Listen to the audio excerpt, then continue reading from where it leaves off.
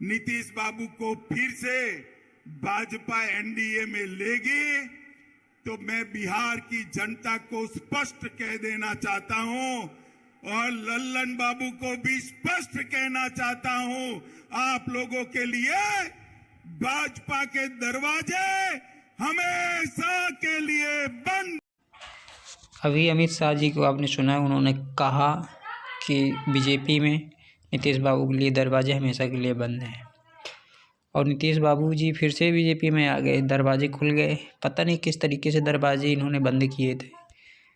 तो ये बीजेपी के चाल और चरित्र को दर्शाता है कि बीजेपी के दरवाजे कभी बंद नहीं होते, हमेशा खुले रहते हैं। हर चोर उचक्के के लिए दरवाजे खुले हैं, बस उसके पीछे वोट होना चाहिए। और नीतीश बाबू को उन्होंने इसी तरीके से इस्तेमाल करने के लिए कोशिश किया कि 2024 में लोकसभा और विधानसभा चुनाव में नीतीश बाबू का जो वोट है वो बीजेपी में कन्वर्ट होगा और हमारी लोकसभा में पूर्ण बहुमत से सरकार बनेगी। और ये सम्राट चौधरी, इन्होंने भी तो बीजेपी में दरवाजे बंद के लिए ऐलान किया था और कुछ नहीं होगा, गठबंधन नहीं होगा, ये नहीं होगा, वो नहीं होगा, तमाम दुनियादारी बातें की। लेकिन जैसे ही नीतीश बाबू जी आ गए, बीजेपी ज्वाइन किया, एनडीए ज्वाइन किया, वैसे ही इन्होंने उप मुख्यमंत्री की शपथ ले ली और इनके सारे जो कस्में वादे थे सब भूल भाल गए। तो ये बिहार की जनता को धोखा दे रहे हैं। नीतीश बाबू को तो धोखा दे ही रहे हैं, साथ में बिहार की जनता को धोखा दे रहे हैं। तो ये बीजेपी का चाल और चरित्र है।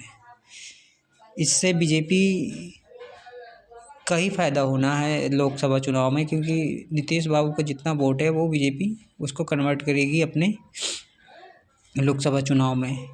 और नीतीश बाबू को तो अब मुझे नहीं लगता कि बिहार की जनता को पसंद करेगी। जिस तरीके से इन्होंने अपने पार्टी को दल बदलू के नाम से फेमस कर दिया है, पलटू राम के नाम से जाने लगे हैं। नीतीश बाबू को ऐसे एनडीए ज्वाइन नहीं करना चाहिए। तो अभी तो उन्होंने 1-1.5 साल पहले एनडीए छोड़ करके आरजेडी में शामिल हुए और तुरंत ही एनडीए में फिर जाके शामिल हो गए। ये क्या है? ये राजनीति नहीं है, ये दोगलापन है।